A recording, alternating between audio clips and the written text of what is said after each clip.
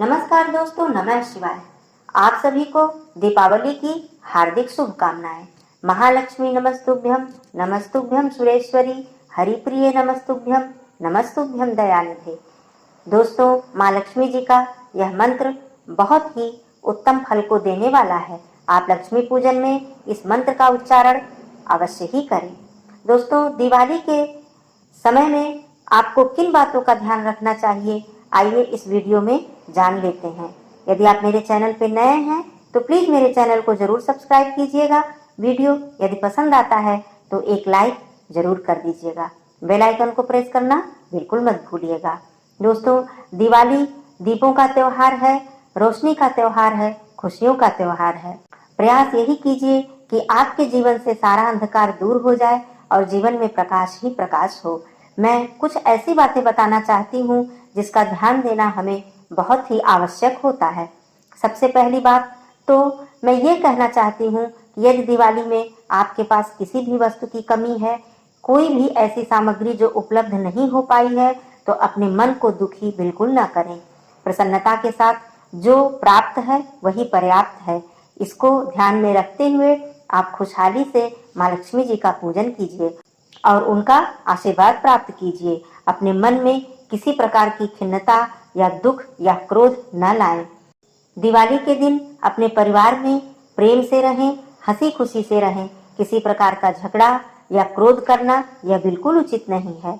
दिवाली में आप समय से नहा धोकर शाम की पूजा के लिए सारी सामग्री एकत्रित करके पूजा स्थान पे बैठें, जिससे कि आपकी पूजा में किसी भी प्रकार की बाधा ना आए। हो सके तो पूरे परिवार एकत्रित होकर पूजा में अवश्य बैठें या आरती में एक साथ पूरे परिवार अवश्य ही एकत्रित हो। माँ लक्ष्मी जी की आरती घी के पंचदीप से करें तो अति उत्तम होता है। कलश के ऊपर जो आपने चावल रखा है उसका खीर भाई दूज के दिन अवश्य ही बनाएं और उस चावल के कुछ दाने अपने अन्न के भंडार में अवश्य ही डाल दें। दोस्तों, और भी ध्यान रखने वाली बात यह है कि आप यदि बच्चों को पटाखे या फुलझड़ी दे रहे हैं तो ऐसे पटाखे बिल्कुल न दें जिससे कि उनको किसी भी प्रकार का खतरा हो सके, और आप बच्चों के साथ रहें जब वे पटाखे या फुलझड़ी जलाते हैं। अकेला बच्चों को बिल्कुल न छोड़ें, क्योंकि दिवाली को हमें खुशियों के साथ साथ सुरक्षित भी बनानी है। और भी मैं एक बात यह भी बताना चाहती हूँ कि दीपावली में हम अपने घर को तरह तरह से सजाते हैं, लाइटों से, कैंडल से, लेकिन मिट्टी के दियों का बहुत ही ज्यादा महत्व होता है। हमें मिट्टी के दियों का प्रयोग कुछ ऐसे स्थानों पर अवश्य ही करना चाहिए जहाँ की हमें मिट्टी का दिया ही जलाना आवश्यक होता है। इसकी विस्तृत जानकारी के लिए अलग से एक वीडियो उपलब्ध है मेरे चैनल पे, एक बार जाकर जरूर चेकआउट करें। उन स्थानों पर मिट्टी के दिए रखना बिल्कुल ना भूलें। बाकी आप पूरे घर को लाइटों से सजाइए, लेकिन मिट्टी के दिए का महत्व इस दिवाली में बहुत ही अधिक होता है और यह हमें शुभता प्रदान करता है।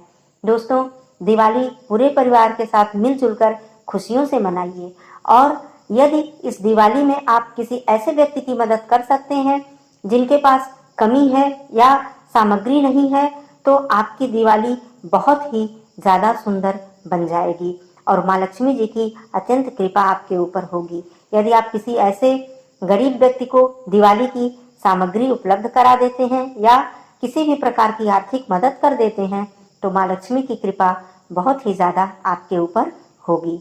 इस तरह से दिवाली में इन सब बातों का ध्यान अवश्य ही रखिए।